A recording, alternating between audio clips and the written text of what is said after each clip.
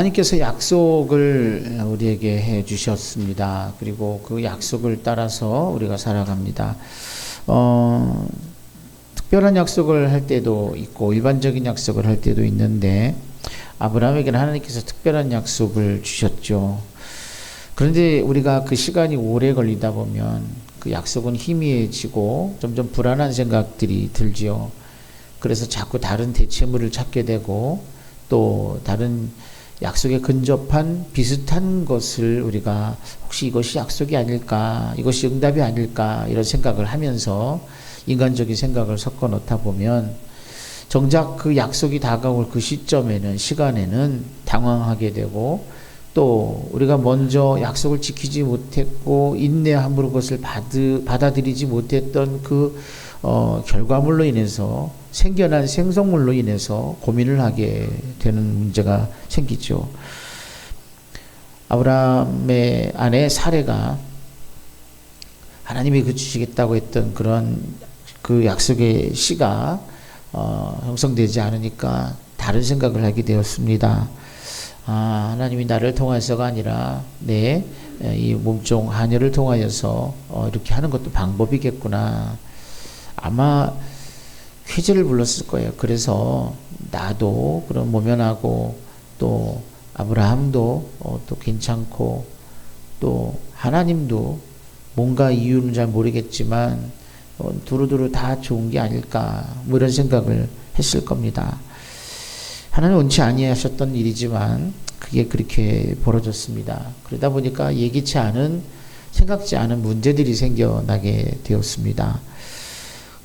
그 하녀였던 이 하갈이 임신을 하게 되고 그 일로 인하여서 이제 굉장히 이 주인인 사레와 관계가 나빠지기 시작을 합니다. 사레가 굉장히 시기를 하게 되고 질투를 하게 되고 그래서 모진 압박을 가하기 시작을 합니다. 그래서 견디다 못해 이 하갈은 자신의 고향인 애굽으로 돌아가려는 생각을 하게 됐습니다.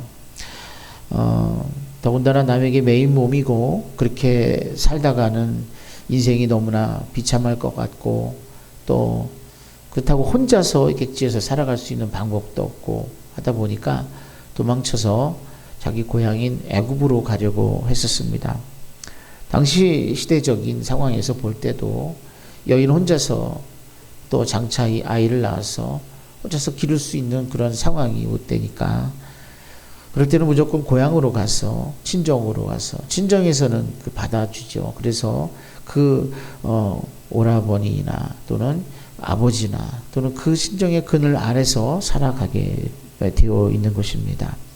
그래서 참 부끄럽지만 친정으로 돌아가리라 이런 생각을 했던 것 같습니다. 그런데 그렇게 돌아가려고 마음을 먹고 길을 나섰는데 광야의 샘물 곧 술길샘 곁에서 하필이면 거기서 여호와의 사자를 만나게 되었습니다. 여호와의 사자. 친정에 거의 다 도착을 했는데 이제 고개 하나만 넘으면 애굽인데 빨리 거기 들어가서 내가 안착하고 새로운 삶을 살아야 하는데 하필 거기서 여호와의 사자를 만났다는 거예요. 그 여호와의 사자를 우리가 다른 말로 천사라고 말하죠.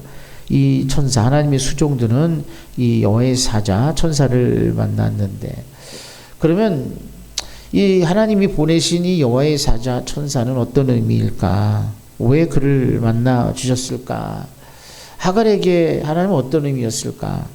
굉장히 이상한 만남이었을 것입니다. 왜냐하면 이미 그도 그의 주인인 아브라함과 사레가 하나님과 대화하는 이야기들을 들었을 것이고 그들이 하나님을 어떻게 믿고 어떻게 신앙생활을 해왔는지 잘 보아왔습니다. 그런데 그는 한 번도 그들의 하나님이지 본인의 하나님이라고 생각은 안 해왔었습니다. 왜냐하면 그들 주인하고 하나님이 대화했지 자기에게는 언감생심 또는 전혀 상관이 없고 전혀 뭔가 관계성이 없다라고 생각을 했었습니다. 그래서 그 모진 그 고난의 시간 속에서도 그는 한 번도 하나님을 떠올리지 못했었고 또 그렇게 생각할 순간도 없었습니다. 그럴 여유도 없었습니다. 그런데 여기에서 뜬금없이 그가 이렇게 내쫓김되고 거기서 또 막 고향을 향해서 울면서 길을 가고 있는 그 순간에, 그래서 이제 고개 하나 넘으면 이제 고향인 그 앞에서 하나님의 사자를 만났다. 하나님이 그에게 사자를 보냈다. 이 말은 다시 말하면 하나님이 하갈도 사랑하셨다라고 하는 말씀입니다. 아무 관계성이 없고 아무런 접촉점이 없는 이방 민족이고 또 종에 불과했고 그 집의 한에 불과했던 이 하갈, 그리고 이렇게 슬픔과 눈물을 머금고 지금 처절하게 집으로 돌아가는 이 하갈을 하나님이 보고 계셨다는 것입니다. 하갈을 사랑하셨기 때문에 어쩌면 그에게 있어서는 이게 막다른 골목이고 막다른 길이라고 생각이 됩니다.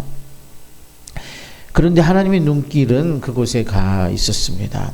하나님의 사랑은 막다른 골목을 가고 있다고 여겨지는 우리들에게도 하나님의 눈길은 여전하신 줄로 믿습니다. 우리는 여기가 끝이야, 여기가 막다른 골목이야, 이제 해볼 만큼 해봤고, 이제 뭐 우리가 할 수 있는 일이 아무것도 없어, 나 이제 포기할 거야 라고 하는 주저앉는 그 순간까지도 하나님은 포기하지 않으시고 우리를 지켜보고 계시는 사랑의 하나님인 줄로 믿습니다. 하나님은 우리가 하나님을 향해서 달려갈 때도 하나님은 눈길을 주시지만 우리가 하나님을 등지고 막다른 골목을 헤맬 때도 눈길을 떼지 않으시는 하나님이신 줄로 믿습니다. 오늘 우리가 부른 찬양처럼 신실하신 하나님은 한 번도 변함이 없으셨습니다. 변덕은 하나님이 부리는 게 아니라 우리가 부리는 것입니다. 하나님은 늘 그렇게 계속 소나무처럼 우직하게 그렇게 변함없으신데 우리의 생각이 하나님이 계실까 안 계실까, 하나님이 나를 사랑할까 안 할까, 하나님이 이것을 이해하실까, 이것을 어떻게 해주실까, 내 기도를 들으셨을까 안 들으셨을까, 그리고 하나님 잠깐 참아주세요, 그리고 다른 짓도 하고 내가 하고 싶은 대로 하겠습니다, 아마 그런 대화나 그런 말도 하지 않고 진행하겠지요. 어쨌든 변덕은 우리가 부리는 대표적인 마음의 상태이죠. 우리의 믿음이 좋아서 하나님을 쫓아올 때도 있지만 또 하늘 끝까지 날아올 만큼 충만할 때도 있지만 그 끝이 어딘지 모르게 곤두박질 칠 때도 있다는 것입니다. 또 우리가 믿음을 가지고 하나님을 잘 쫓아갈 때도 있지만 우리가 믿음이 아니라 도망을 갈 때도 있더라는 거죠. 하나님 명령이 듣기 싫어서, 하나님의 그 말씀을 따라서 살아가는 게 너무 싫어서 하나님께서 니느웨를 가라라고 명령했지만 정반대로 다시스라고 하는 곳으로 향해 달려갔던 요나의 모습을 봅니다. 결국은 하나님께서 눈길을 떼지 아니하시고 계속해서 그를 지켜보시고 그의 마음까지도 감찰하셔서 그로 하여금 하나님 정반대로 달려가는 그 발걸음에 그가 걸려 넘어져서 바닷물에 빠져서 결국 그가 제물이 돼서 죽임을 당할 그 순간에도 하나님은 그를 물고기를 보내서 그를 덥석 물게 하시고 3일 동안 지옥을 경험하게 하시다가 결국 하나님의 원하시는 대로 니느웨로 토해내게 하셨습니다. 그래서 결국은 큰 것을 깨닫고 하나님에게 마지못해서 항복한 그 요나는 복음을 증거하게 되죠. 거기서 하나님의 뜻을 알게 되죠. 거기서 마지못해서 증거했지만 많은 사람들이 복음을 듣고 니느웨가 40일이면 멸망한다는 그 소식을 듣고 회개하기 시작을 합니다. 남녀노소 같이 앉아서 옷을 찢으면서 회개하는데 심지어 짐승들까지도 제 앉혀놓고 회개했다는 그런 이야기가 있습니다. 사실은 우리가 하나님을 향해서 가기보다 거꾸로 가고 있을 때가 훨씬 더 많을 것입니다. 그래서 너무 거꾸로 많이 왔다 싶어서 생각은 나도 돌아갈 수 있을까? 돌아가면 받아줄까? 라고 해서 머뭇거리고 하나님을 떠올리지 않는 그런 경우들도 있을 것입니다. 포기하는 경우도 있을 것입니다.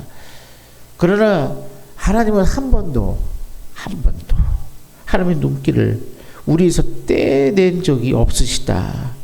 하나님은 포기하지 않고 계신다.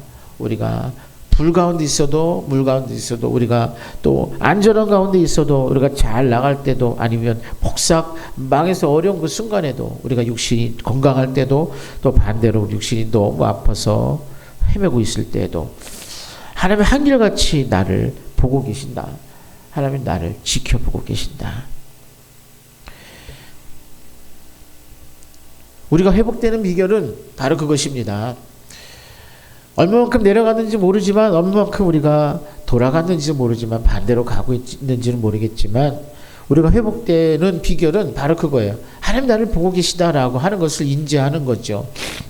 하나님 나를 보고 계시고 나를 기다리고 계시다. 그 눈길, 그 눈빛, 언젠가 내게 마주쳤던 그 눈빛을 기억하면 그때서부터 우리 가운데는 회복이 나타나게 되는 줄로 믿습니다.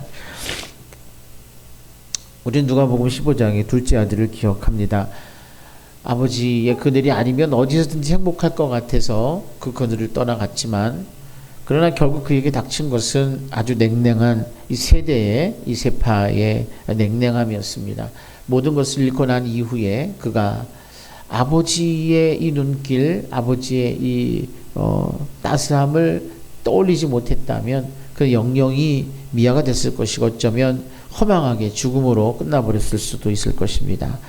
그러나 그가 용기 내서 그 아버지의 눈길, 따스했던 아버지의 눈길, 아버지의 그런 터치함, 아버지 안에서 있었던 그런 안온함을 그는 기억해 냈습니다. 하필 내가 애국으로 넘어가는 그 과정에서 이제 막바지 고개 하나 남았는데 그 결정을 천사가 와서 막았습니다. 그 천사가 와서 막은 그 덕분에 이제 하나님께로 다시 인도함 받게 되었습니다. 하나님을 떠올리게 됐고 하나님의 눈길을 기억하게 되었습니다. 하갈에게 나타난 천사는 그를 아브라함에게 돌려보냅니다. 아브라함에게 돌려보내는데 이렇게 말합니다. 여종 하갈아. 그냥 하갈아라고 얘기했으면 좋았을 텐데 제일 듣기 싫은 소리를 이제 늘어놓기 시작을 합니다. 네가 지금 어디서 와서 어디로 가고 있는지 그것을 묻는 거예요. 사실 묻지 말아줬으면 좋겠는데 이 천사가 와서 이미 알고 있는 그것을 묻고 있는 것입니다. 우리가 내가 제일 하기 싫은 것, 내가 제일 말하기 싫은 것, 제일 가기 싫은 것, 그것을 해야 하는 것이 세상에서 제일 힘들지 않습니까? 하기 싫은 거 억지로 하는 거. 공부가 제일 하기 싫은데 문 열고 들어와서 공부해라고 외치면 이제 막 뛰쳐나가고 싶은 그런 생각이 들지 않습니까? 또 밥 먹기 싫은데 와서 자꾸 밥을 더 먹게 하거나 아니면 뭐 반대로 밥 먹고 싶은데 그걸 안 준다든가 뭔가 하기 싫은 거를 억지로 하는 거, 하고 싶은 걸 못하게 하는 이런 부분들이 제일 싫은 것이죠. 지금 겨우 여주인의 횡포를 피해서 도망해 왔는데 내가 지금 어디서 와서 어디로 가려느냐 말하기도 싫죠. 꺼내기도 싫죠. 내가 지금 그 여주인의 횡포를 피해서 지금 어딘가 고향으로 처절하게 내려가고 있습니다. 이 말을 꺼내고 싶지가 않은 거예요. 그런데 천사는 그 말을 하게 하는 거예요. 고백하게 하는 거예요. 나는 내 주인 살해를 피해서 도망하고 있습니다. 그렇게 고백을 하는 거예요. 그 이야기를 하면서 더 자신이 싫어지는 거죠. 더 자신이 막 미치겠는 거예요. 그런데 왜 미치겠냐면 그 이야기를 해도 결론은 없잖아요. 그 천사가 누군지 잘 몰랐지만 그렇게 물어서 대답을 했지만 그 대답을 하면서도 마음이 상했던 거는 그렇게 대답하고 나서 내가 어떤 답이 있느냐. 그런데 희한하게도 그 여호와의 사자는 그에게 답을 제공을 합니다. 그 답은 내 여주인에게로 돌아가서 그 수하에 복종하라. 좀 아까 듣기 싫은 질문, 뻔히 아는 얘기인데 뻔히 아는 이야기를 들었는데 이번에는 더 결정적인 이야기를 듣습니다. 정말로 듣기도 싫었고 정말로 하기 싫은 그 일을 하라는 거예요. 내 여주인에게로 돌아가서 그 수하에 복종하라. 어쩌면 우리가 하고 싶은 일만 하면서 살아갈 수는 없습니다. 때로는 하고 싶은 일이 아니라 하기 어려운 일들을 해야 하는 일들이 훨씬 더 많이 있을 것입니다. 그러나 중요한 것은 내가 하고 싶은 일은 어쩌면 다시스로 가는 것이고, 내가 하고 싶지 않지만 하나님이 말씀하시고 하나님의 그런 기대, 하나님의 우리에게 주신 그런 사명 때문에 마지못해서 행하지만, 그러나 그 길이 우리가 살 길이고 우리가 복된 길이고, 결국은 그 길 안으로 들어와야 하나님께서 이끌어 주시고 인도하는 그 길이 되는 것입니다. 오늘 여호와의 사자가 이미 준비한 답은 그렇습니다. 네 여주인에게 가서 복종해라. 이미 하나님께서는 아브라함과 사레의 마음을 움직이셔서 또 이제 그 이후에 다시 돌아왔을 때는 또 그와 잘 지낼 수 있도록 그렇게 이제 하셨겠지만, 또 여호와의 사자가 이미 그렇게 이야기를 했습니다. 너에게도 복을 주어서 내 씨로 크게 번성해서 그 수가 많아서 셀 수 없게 해 줄 것이다. 아들을 낳으리니 그 이름을 이스마엘이라 하라. 여호와께서 내 고통을 들으셨다. 그랬습니다. 하나님은 우리 주인인 아브라함과 사레의 하나님인 줄만 알았는데, 하나님이 내게도 이런 관심을 가지시고 내게도 이런 사랑의 하나님이 되셨구나. 나에게도 하나님께서는 뭔가 이렇게 이끌어 가시는 하나님이 되어 주셨구나. 우리는 감사해야 할 일들이 그렇습니다. 우리가 아직 준비되지 않았고 우리가 생각지 못했던 그때에 하나님께서는 예수님을 보내주셔서 우리 죄인인 모습 그대로 우리를 받으시고, 아직까지 우리 손에 피가 있고 아직까지 우리 생각 속에 이 범죄로 가득 찬 우리들이지만, 그걸 끄집어내고 빼내고 닦아내고 하는 이런 시간이 아니라 그냥 그대로 덮어버리셨어요. 그리고 우리를 의롭다고 그렇게 하얗다라고 보아주신 거죠. 하갈이 이런 은혜를 경험하는 것 같습니다. 내게는 해당되지 않는 것이고 내게는 그런 은혜도 기대하지 않았지만, 하나님이 천사 보내시고 가서 말씀하시고 행하는 그런 모든 것들이 하나님이 그 나까지도 이미 천하고 아무것도 아닌 것 같은 나에게까지도 하나님께서 이렇게 신경 써 주셨구나. 그래서 하나님이 하갈은 그곳의 이름을 부엘라 헤로이라고 이렇게 지었습니다. 나를 살피시는 하나님. 하나님은 감찰하신다라고 하는 그런 뜻입니다. 이렇게 지켜보시고 뒷조사하려고 그런 게 아니라, 이렇게 우리를 선한 눈빛으로 뭐가 부족한 게 없나, 뭐가 필요한 게 없나라고 하나님께서는 우리의 연약함과 우리 그런 눈물과 우리의 그런 어려움과 두려움과 이런 부분들을 잘 눈빛으로 지켜보고 계신다. 그래서 필요한 부분에 적절하게 하나님께서 이렇게 나타나셔서 이렇게 함께 하시는 이런 하나님이시다. 이것을 하갈은 지금 뼈저리게 경험하게 되었던 것입니다. 그러나 또 하나님께서는 그에게 또 이 수만 가운데 아들을 주셨기에 그를 통하여서 또 자손의 번성함을 보게 하셨고, 그러나 하나님은 또 처음에 약속의 씨가 아닌 고로 또 그들이 벌어지게 된 그런 모든 상황에 따라서 그들의 죄로, 그들의 불신앙으로 인해 생겨난 그것에 대한 대가를 치르게 되죠. 그것은 뭐냐면, 이 아들의 이름이 이스마엘이고 이 아들은 사람 중에 들나귀 같이 되리니 그의 손이 모든 사람을 치겠고 모든 사람의 손이 그를 칠지며 그가 모든 형제와 대항해서 살리라.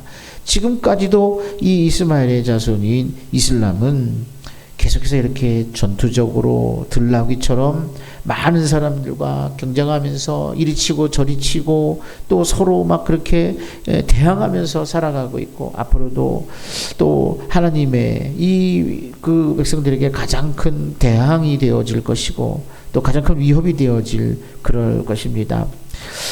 어찌되었든 우리 삶 속에 있어서 이 하갈을 통해서 보았을 때 이제 애굽으로 갈 수밖에 없는 막다른 골목에 들어선 우리들이지만, 천사를 보내서 우리를 얼마나 사랑하시고 계시고 또 우리가 잘못된 길을 걸어갈 때, 하나님을 떠나 있을 때 우리 상황을 통제하셔서라도 이렇게 우리를 이끌어 주시는 하나님인 것을 오늘 말씀하고 있습니다.